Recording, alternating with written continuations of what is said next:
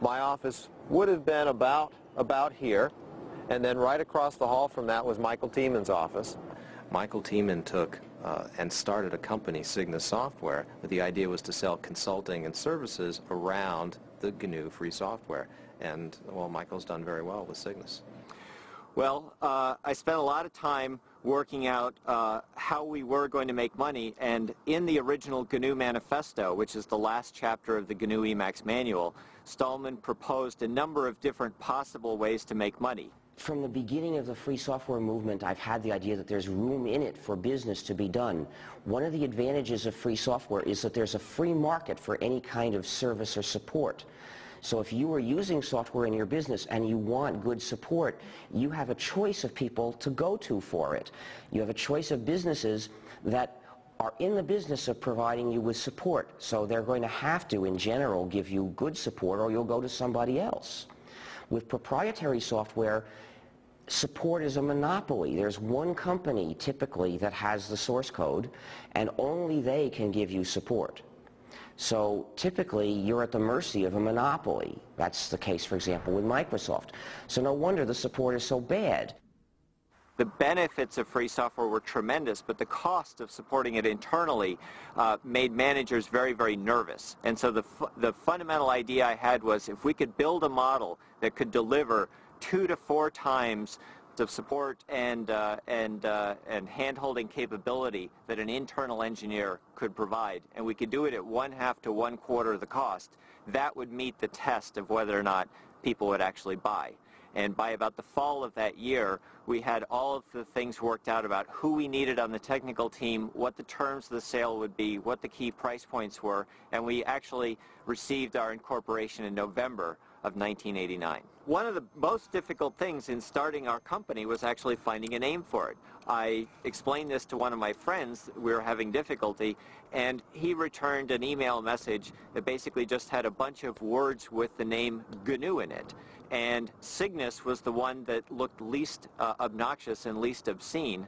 I can say very clearly that Cygnus was the first business that specialized in free software. Cygnus supported free software, filled a very essential niche, because we had this great software. You could get it for nothing, but you couldn't get support, and they made their money by charging for support. The GNU project started by building a toolkit of basic development tools such as a C compiler, a debugger, a text editor, and other necessary apparatus. And their intention was eventually to develop a kernel to sit underneath those and be the center of the operating system. By about 1990, they had successfully developed that toolkit, and it was in wide use on a great many variants of Unix, but there was still no free kernel. The kernel happened to be one of the last things we started to do, and we had started it not long before. And that's when Linus Torvalds came along. Linus or Linus? What's your preferred pronunciation? When I speak Swedish, it's Linus. When I speak Finnish, it's Linus. When I speak English, it's Linus. And I really don't care how people pronounce my name. But Linux is always Linux. He developed a kernel and got it working faster than we got ours working, and got it to work very nicely and solidly. His kernel is called Linux. The initial goal was my very personal goal, to be able to run a similar environment on my computer that I had grown used to at the university computers. And I could not find anything that suited me for that, right? So having been doing computers for all my life, basically, at that point I just decided that I'll do my own. Most of the inspiration early on came from Sun OS, which was what I was using at the university at the time. Which university? University of Helsinki in Finland. From 1991 to about 1993 was really, I guess, the infancy period of Linux. That was when it was still only alpha or beta quality. It was relatively unstable, although even then it was a good deal more stable than a lot of what are now called production operating systems. Linus used the traditional tried and true method of writing one program that does the job, and he got it to work quickly, in fact, faster than I would have thought was possible. The term for it is monolithic, which means that basically the OS itself is one entity, indivisible, while in a microkernel, the operating system kernel is actually just a collection of servers that do different things, and then they have a common protocol for doing communication between themselves. So why is it that if the GNU project had so much lead time, so to speak, doing this, why is it that he was able to kind of come in at the tail end, so to speak? We actually started the GNU herd not long before he started Linux. And as it happened, though, we chose a design that's a very advanced design in terms of the power it gives you, but also turns out to be very hard to debug. We decided to divide up the kernel, which traditionally had been one program, to divide it up into a lot of smaller programs that would send messages to each other asynchronously to communicate.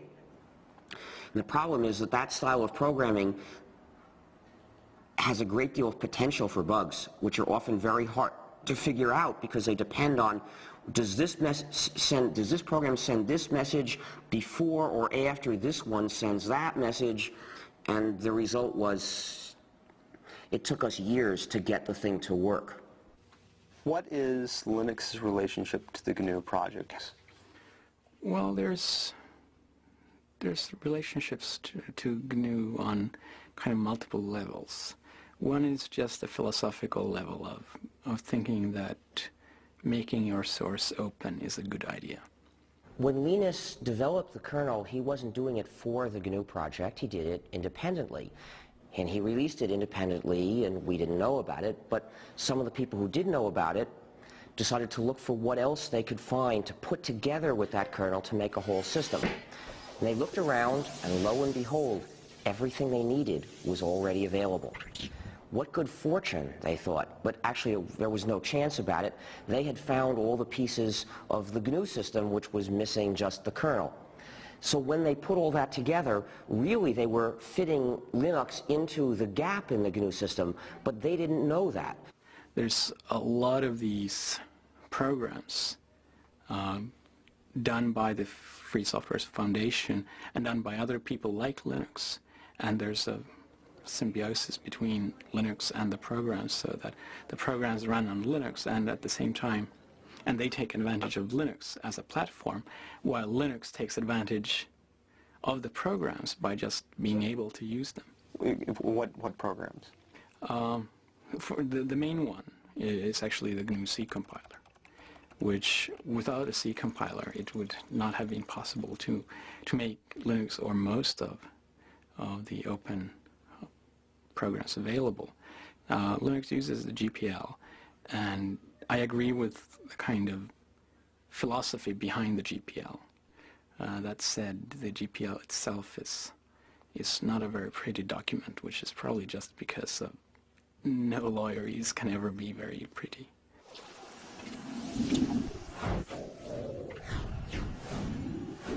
Well, I'd been playing around with Linux for actually late 92, early 93 for about a year before I decided it was to the point where it actually had everything that I needed to really replace the Sun workstation. And I was looking for a way to have a Unix workstation at home. At the time, we used Sun SPARC stations in the office at Stanford. Those machines cost us about $7,000. Now, I desperately wanted a Unix machine at home. There's always this thought you get as a graduate student, gee, if I could work at home, then I would be so much more productive. I would graduate sooner because I would finish my thesis sooner. Well, is it true? Well, you can judge, you know. Most people end up spending a lot of their time becoming more productive so that if they ever actually worked on their thesis, they'd finish it in a day. It takes a while sometimes. So I decided I wanted a Unix machine at home. And I went out there and was able to use Linux together with a PC. For about $2,000, I put together a system that was 1.5 to 2 times faster than that $7,000 Sun SPARC station. That was absolutely amazing. I had 1.5 to 2 times the speed at 1/3 to 1/4 the price. Light bulbs went off. I knew there was an opportunity here.